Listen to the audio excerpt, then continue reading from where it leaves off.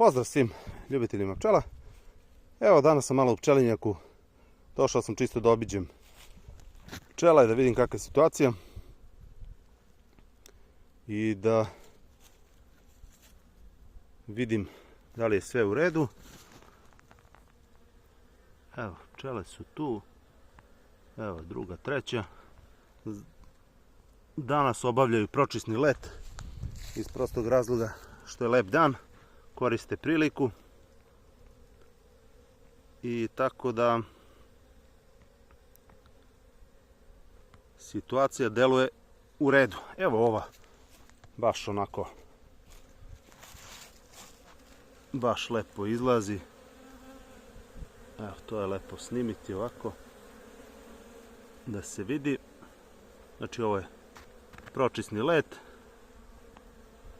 I ovo je jedan fantastičan zvuk koji želimo da čujemo. Evo tamo ona košnica. Neću sad ići. Ne znam koliko se vidi. Ali za sada je sve u redu. Međutim, ništa nije zagarantovalo kako u životu, tako i u pčelarenju. Izgubio sam jednu košnicu, ovu ovdje koja je bila na poziciji broj 2. To mi je drugi gubitak u sezoni. Prvo je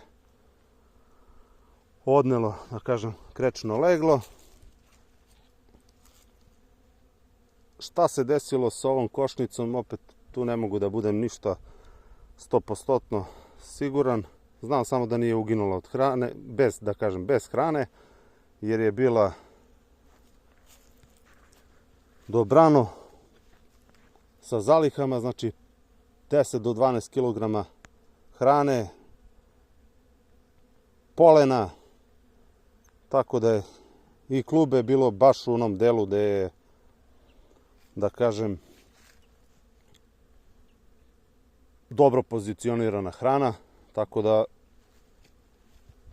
eto, mogu samo da nagađam, možda je u pitanju varoa, da kažem, neki 3 tretmana sam odradio, 2 do 3, na nekim košnicama 3, na nekim 2, ali ona je konkretno odrađena sa letvicama i sa oksalnom kiselinom. I nekih 2 nedelje posle oksalne, iako je u trenutku oksalne bilo sve, delovalo je bar u najboljem redu, nekih 2 nedelje posle oksalne, kada sam došao, pčela je bukvalno se, ne znam kako to, kao popadala je po podnici i ostalo je bukvalno šaka pčela i matica. Maticu sam našao, ona je preživala u tom trenutku. Međutim, naravno, da bi ona stradala, tako da sam uklonio tu košnicu i sklonio te zalihe, da kažem, hrane, iz prostog razloga što je šteta to da ostane, jer u ovakvom nekom lepom danu došlo bi do grabeži i to bi tuđice ili ove pčele sa pčelinjaka sve odnele. Sad opet kažem, ovo mi je prvi neki gubitak posle 4 sezone, tako da nisam zadovoljan, jer svaka košnica znači i jednostavno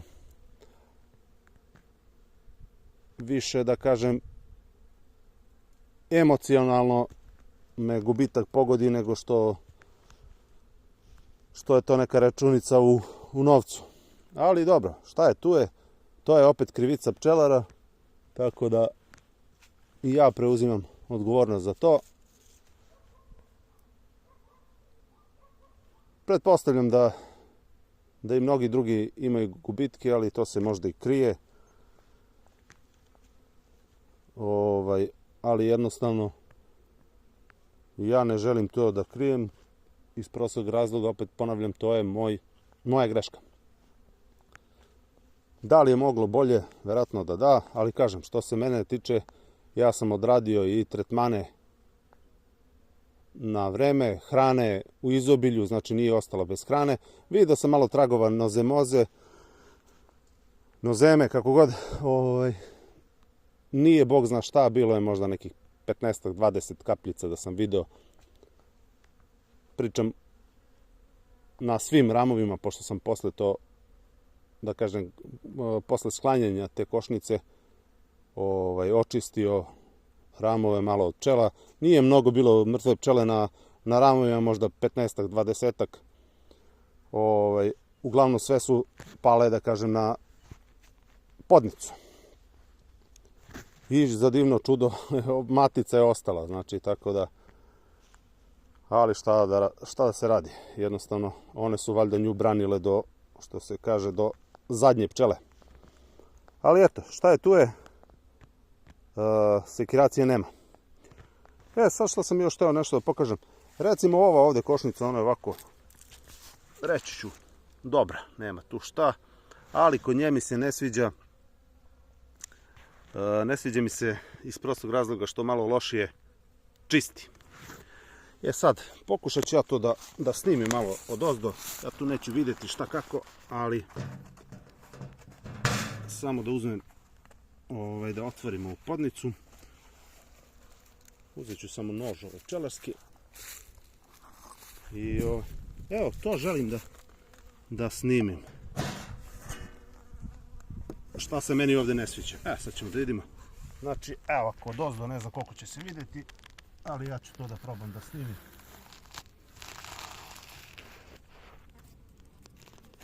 Jedan snimak košnice, kako izgleda od ozdo. Ja kažem, ne vidim sad trenutno šta snimam, ali eto. Nadam se da će se vidjeti. Znači, dole ima nekih 20-30 mrtvih pčela. Po mojoj nekoj proceni, i to mi se ne sviđa. Tako da to može da bude opet neki signal da nešto nije u redu, jer dobre zajednice to brzo očiste. Tako da, ajde, vidjet ću ovo nisam čistio, da vidimo situaciju. Evo ovdje, posle tretmana oksalne, varoje, ne vidim. Znači, palo je nekih proseku 80 do 100 varoa po košnici, ali evo sad, posle čišćenja, očistio sam to pre nekih, ne znam, 7 dana, evo, varoje nema. I sada ćemo da vidimo situaciju kod ove, da li ona dobro čisti. Pogledajte. Evo, sad sam i ja ovdje mogu da pogledam. Znači, čista podnica. Sve lepo. Taka pčela treba da bude. Mada ulaze ove malo tuđice. Kažem, to je mana ovih antivaroznih. Jer one uvek pronađu neki put. Uvek nađu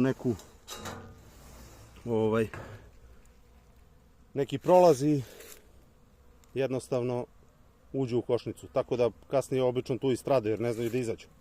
Eto, znači, dva primjera košnice. Ovu smo vidjeli da čisti dobro, a ovo ovdje ima, kažem, 20-30 mrtvih pčela, što mi se uopšte ne sviđa. Može da se desi i njoj da ne daj Bože strada, ali nadam se da neće. Za sada ovako na letu izgleda to sve ok. Sad opet kažem, ništa nije zagarantovano i to je to. A i ako strada, idemo dalje. Jednostavno, kažem, na neke stvari ne možemo uticati. U velikoj meri možemo, ali ne 100%, kako bih rekao. Uglavnom sve ostale su zajednice dobro, kažem, eto, jedna je nažalost stradala, ali glava gore, idemo dalje. I čisto da kažem, što se tiče oksalne, znači neke košnice sam odradio sa 2 do 3 tretmana, neke je išlo timol, išle su letvice, pa onda oksalna, ili recimo navodim primjere, ili recimo 2 puta timol, znači 2 puta pašteta, ona. I treći tretman je, da kažem, oksalno. Ili ti drugi, različite, ajde, ako ćemo tako. I pad varoje je nekih, rekao sam, 80 do 100 komada po košnici. Znači, posle ovih tretmana. Tako da, pričam od oksalne. I mogu da konstatujem da oksalnu, ja je radim neki 5 sezona, treba obavezno odraditi. E sad, kažem, svako neka radi po svom nahođenju, ali ja mislim da je treba odraditi pod obavezno. Eto, znači, računajte tih 80-100 komada koje je palo, koliko je to u narednoj sezoni novih varova. To nije neka alarmantna cifra, ali evo sada sam, kažem, pogledao ove sve podnice i ne vidim po 2-3 varoje, tako da mislim da su pčele očišćene dobro. E sad, opet kažem, hrane imaju, vidjet ćemo šta će biti. Pratimo situaciju, pa nadamo se najbolje. Kažem, ono je moja neka greška, iako, kažem, imala je hrane i više nego što je treba, i bila je kada sam je tretirao oksalnom na 4-5 ulica, ali jednostavno, šta se tu desilo?